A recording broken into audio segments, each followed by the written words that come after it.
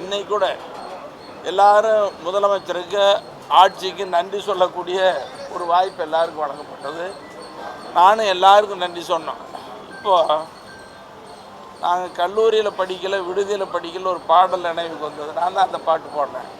பசுமை நிறைந்த நினைவுகளே, பாடி திரிந்த பறவைகளே, பறந்து செல்கின்றோம், திரிந்து செல்கின்றோம். அந்த உணர்வோடு இந்த சட்டமன்றத்திலிருந்து சட்டமன்ற உறுப்பினர்கள், அமைச்சர்கள், அதிகாரிகள், உங்களோடும் பத்திரிகை சமூக ஊடக நண்பர்களோடும், பத்திரிகை மற்றும் தொலைக்காட்சி நண்பர்களோடும் உங்களிடமிருந்து பிரியா விடையுடன் செல்கிறோம். பிரியறதுக்கு மனசில். ஏன்னா உங்களை பார்க்கும் பொழுதுலாம் எங்களுக்கு மகிழ்ச்சி. காலையில் உள்ளே போகும் பொழுது சிரித்த முகத்தோடு நீங்கள் தான் முதல்ல வரவேற்பீங்க. திரும்ப வரும் பொழுது சிரித்த முகத்தோடு பேட்டி காண்பீங்க. அப்படி ஒரு நல்ல உணர்வோடு இருக்கிற உங்களோடு பழகிய ஒரு நல்ல வாய்ப்பு. இன்று உங்களிடமிருந்தும் பிரியா விடைபெறுகிறோம். இப்படி இன்றைக்கி பிரிஞ்சு எல்லோரும் பேசுகிற நேரத்தில் பேசுகிறாங்க. அப்போது கோரிக்கையும் வச்ச முதலமைச்சர் அவர்களே, தமிழ்நாட்டினுடைய முதல் தொழில் ஆதார தொழில் வேளாண்மை.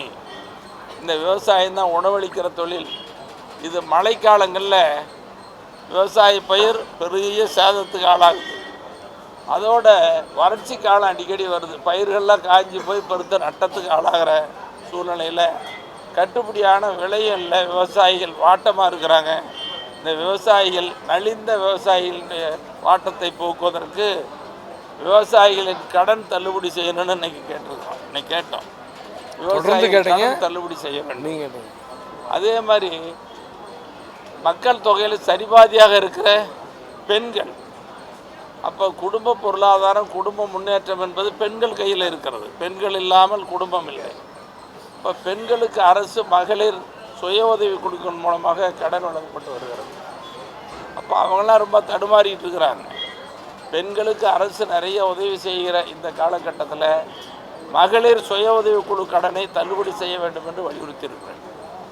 அதோட இந்த ஏழை எளிய குடும்பத்தை சேர்ந்த குழந்தைகள்லாம் இன்றைக்கி உயர்கல்வி பெறுறாங்க.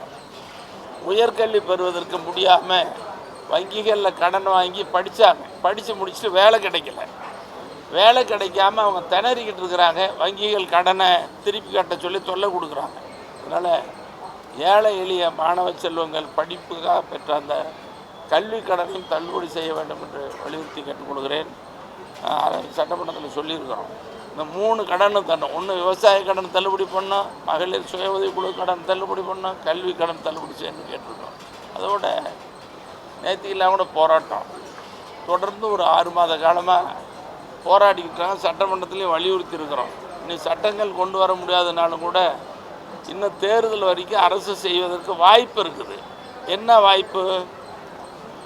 அரசு ஊழியர்கள், ஆசிரியர்கள் போராட்டங்களினுடைய கோரிக்கைகளை நிறைவேற்றுவதற்கு வாய்ப்பாக இருக்குது. அந்த அடிப்படையில் அங்கன்வாடி பணியாளர்கள் கோரிக்கை, சத்துணவு பணியாளர்கள் கோரிக்கை, நியாய விலைக் கடை பணியாளர்கள் கோரிக்கை, அதோட இந்த தற்காலிக ஆசிரியர்கள் அவங்களாம் நிரந்தரப்படுத்தணும்.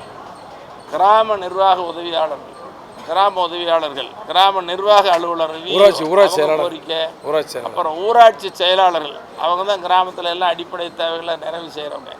ஊராட்சி செயலாளர்கள், அந்த அலுவலகத்தில் பணி செய்யக்கூடியவர்கள், துப்புரவு பணியாளர்கள், தற்காலிக செவிலியர்கள், அவங்க போராட்டம் இருக்குது. அப்புறம் இந்த தமிழ்நாடு ஊரக நகர்ப்புற வாழ்வாதார இயக்கத்தில் வேலை செய்கிறாங்க. கிராமங்கள் தூரம் அவங்க தான் போய் வேலை செய்கிறாங்க.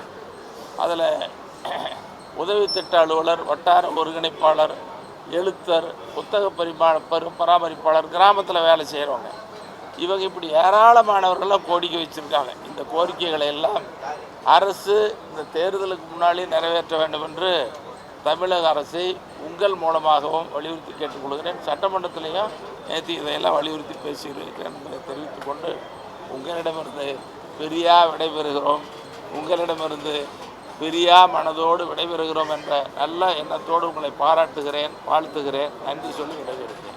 அதே மாதிரி எங்கள் சேலம் மேற்கு தொகுதி, எங்களுக்கு எப்படின்னா சேலம் மேற்கு தொகுதியில் போட்டியிடுவதற்கு வாய்ப்பை தந்தவர் எங்களுடைய குலதெய்வ மருத்துவர் ஐயா அவர்கள். அதே மாதிரி சட்டமன்றத்தில் கடந்த 5 ஆண்டுகள், அதாவது சின்ன வயசுலேருந்து என்னை வழிநடத்தி கொண்டிருக்கிற எங்களுடைய தலைவர் தியாகச்சமரன் ஜி.கே.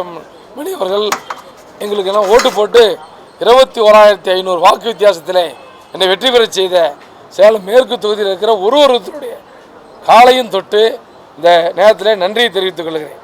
செய்திகளை உடனுக்குடன் தெரிந்து கொள்ள கீழ்கண்ட கேபிள் மற்றும் டிடிஹெச் நெட்வொர்க்குகளில் எம்நாடு செய்தி தொலைக்காட்சியை காணுங்கள். பாதகம் செய்பவரை கண்டால் நாம் பயம் கொள்ளலாகாது பாப்பா. மோதி மிதித்துவிடு பாப்பா, அவர் முகத்தில் உமிழ்ந்துவிடு பாப்பா. அண்மை செய்திகளை உடனுக்குடன் தெரிந்து கொள்ள இணைந்திருங்கள் எம்நாடு தொலைக்காட்சியுடன்.